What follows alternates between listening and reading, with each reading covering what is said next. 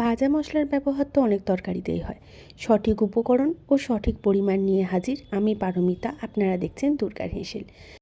ভাজা মশলা বানাতে লাগে সমপরিমাণ লাগবে ধনে আর জিরে, গোটা গরম মশলা লাগবে, ছোটো এলাচ, বড় এলাচ, দালচিনি, লবঙ্গ, সব কিছু মিলিয়ে ধনে জিরের 1/4 ভাগ। গোটা মরিচ লাগবে খুবই সামান্য, তাই পরিমাণটা বললাম না। আর মৌরিও লাগবে ধনে জিরে 1/4 ভাগ। লাগবে কয়েকটা শুকনো লঙ্কা আর তেজপাতা। আমি এখানে একটা ননস্টিকের প্যান গরম হতে দিয়েছি, আপনারা কড়াতেও করে নিতে পারেন। প্রথমে দিতে হবে তেজপাতা আর শুকনো লঙ্কা, হালকা একটু নাড়াচাড়া করে নিয়ে তারপর বাকি যা যা আছে সব জিনিসগুলো একের পর এক দিয়ে নিতে হবে। এখানে শুকনো লঙ্কা আর তেজপাতাটা ভাজা হতে সব থেকে বেশি সময় লাগার কথা, সেই কারণে এখানে তেজপাতা শুকনো লঙ্কাটা প্রথমে দেওয়া।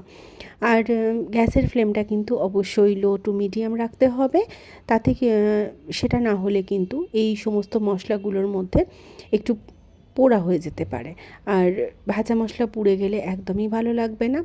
তো সেক্ষেত্রে এই ব্যাপারটা একটু খেয়াল রাখতে হবে।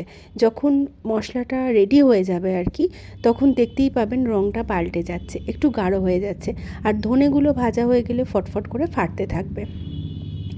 তাই নিজেই বুঝতে পারবেন যে মশলাটা এখন সম্পূর্ণ রেডি। মশলাটা ভাজা হয়ে গেলে তখন মশলাটাকে অন্য একটা থালার মধ্যে কিন্তু ট্রান্সফার করে দিতে হবে। যেটায় ভাজা হলো সেটার মধ্যে কিন্তু ছেড়ে দেওয়া যাবে না, তাহলে এটা ওভার কুকড হয়ে যাবে।